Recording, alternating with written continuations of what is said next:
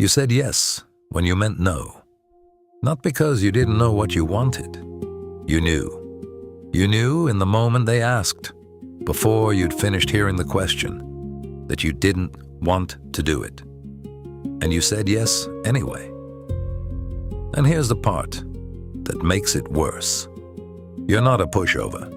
You're not someone who lacks opinions or confidence or the ability to hold a position. In most areas of your life, you are decisive, direct, capable. But in that moment, with that person, facing that particular kind of social pressure, the yes came out before you could stop it, and you drove home replaying it, already dreading the consequence, already calculating how to manage the fallout of a commitment you never actually made.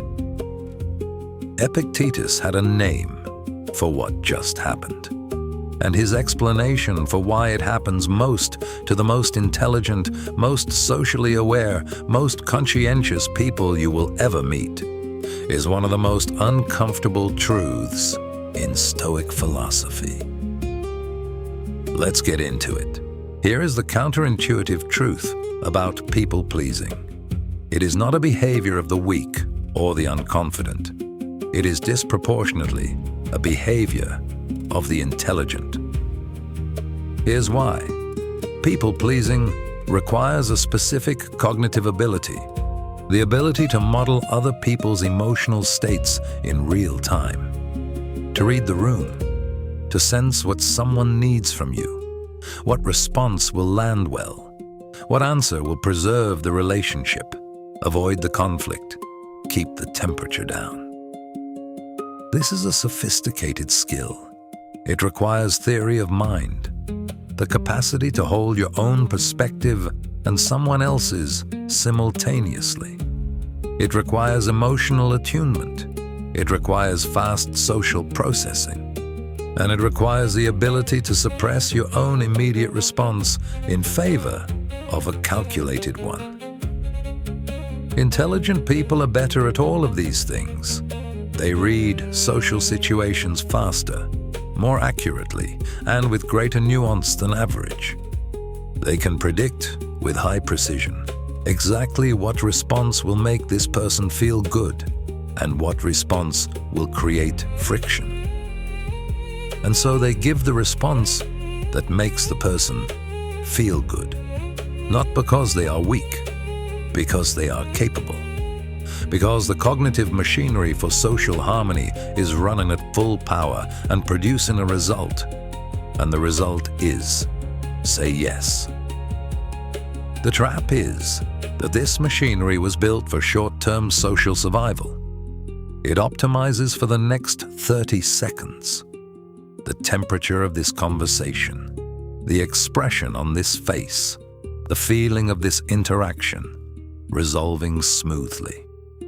It is not built for your long-term integrity, your actual commitments, your genuine values, or the person you are trying to become. Epictetus called the output of this machinery an impression, a fantasia, a representation of reality generated by your senses and your social processing.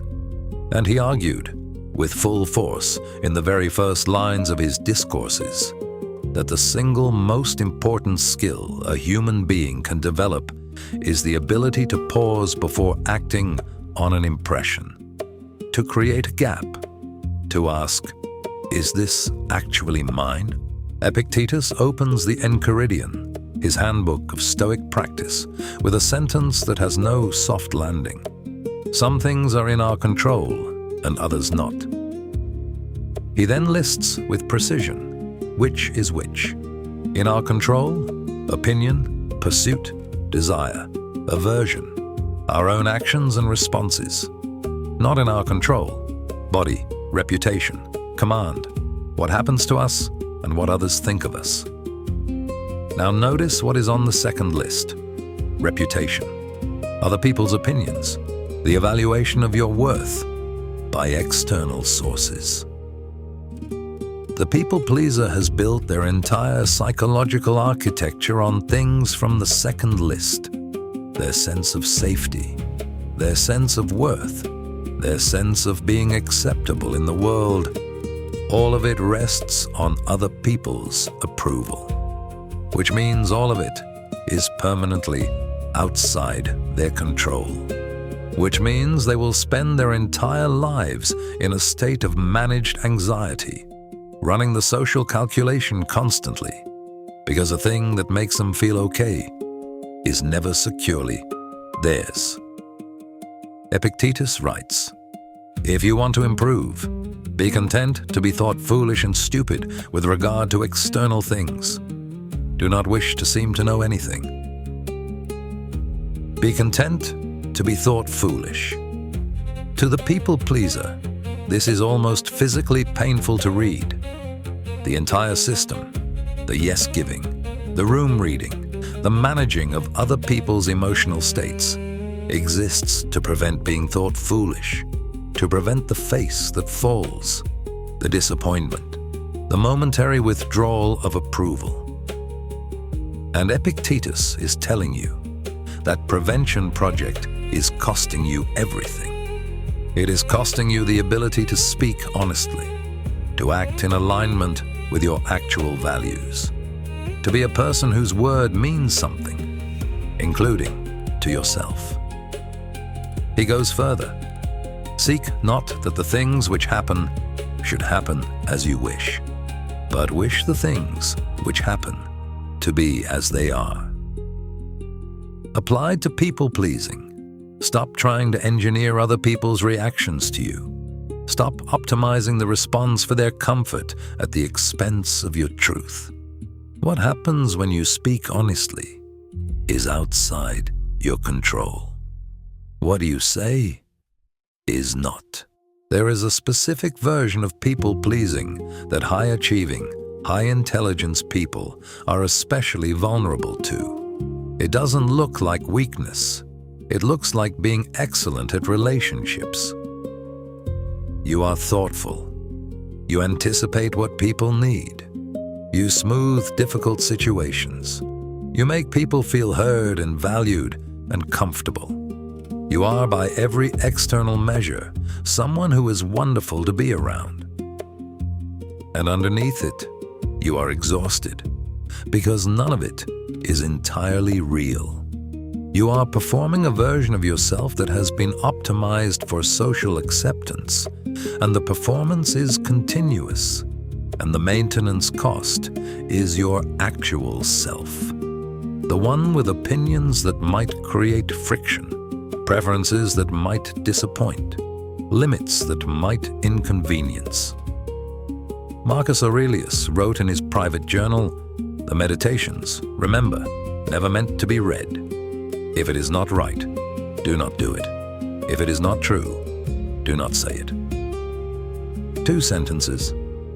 But for the people pleaser, they are practically revolutionary. Because the people pleaser has an enormous category of things they do that are not right for them, and things they say that are not entirely true, both in service of managing what someone else feels. And Marcus Aurelius, who was surrounded by people who wanted things from him every hour of every day, who governed an empire of competing interests and demands, is writing to himself, "Do not do what is not right. Do not say what is not true." Do not do what is not right unless the social cost is high. Not unless upsetting them would create more problems than it solves. Unconditionally. Because your integrity, your alignment between your values and your actions is the only thing you actually own. And every yes that should have been a no is a small withdrawal from that account. Epictetus is explicit on this. He is a wise man who does not grieve for the things which he has not, but rejoices for those which he has. The people pleaser grieves constantly for the approval that might be withdrawn, for the relationship that might be damaged, for the reaction that might not go well. They live in the anticipation of social loss. And in doing so, they lose something more fundamental: the experience of their own genuine presence in their own life. Here's what this looks like as a daily practice. Not a philosophy lecture, something you can actually use the next time someone asks you for something, and the yes is already forming before you've decided anything. The Stoic practice is a 3-step pause. Epictetus called it holding back assent, refusing to act on an impression until you have examined it. Step 1. Notice the impression. Someone has asked you something. An expectation is being placed. The social pressure is real, and your nervous system has already begun generating a response. Notice that this is happening. Name it internally. I am experiencing an impression. I have not yet responded to it. This gap, this moment of naming, is where everything changes. You are no longer inside the impression. You are observing it. And from that position, you have a choice that you did not have a moment ago. Step 2. Ask the kathekon question. What is the appropriate response here, given my actual values and my actual capacity? Not, what response will make this person most comfortable? Not, what response will produce the least friction? What is actually fitting for me to say, honestly, in alignment with what I actually value and what I am actually able to give? Step 3. Say that. Not perfectly, not eloquently, not with a speech, just the honest answer, which might be yes, genuinely. And if it is, say yes freely, because a yes that comes from genuine choice is entirely different from a yes that comes from social fear. Or it might be no, or I need to think about that, or that doesn't work for me right now. And then, and this is the hardest part, let the other person have their reaction without trying to manage it. Their response to your honest answer is in the second column. It is outside your control. And their response to your honesty is, over time, almost always better than their response to your performance. Because people can sense the performance even when they benefit from it. And the relationship it produces is one between them and the version of you that says yes, not the one that actually exists. The next time someone asks you for something, and you feel the yes assembling itself before you've decided anything, pause, name what's happening, ask yourself what is actually true, and say that. Not because it's easy. It won't be at first. The nervous system that learned to keep people comfortable by managing their reactions is old and fast and will not give up the habit without a fight.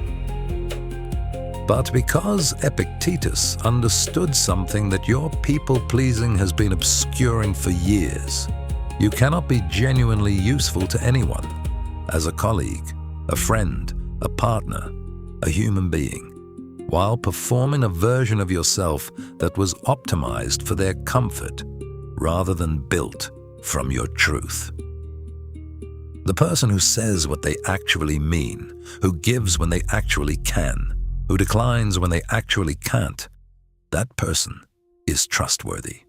That person's yes means something. That person is actually present in the room, not managing it from behind glass. That is the person Epictetus was trying to build, not through harsh self-denial, through the radical, daily practice of being honest.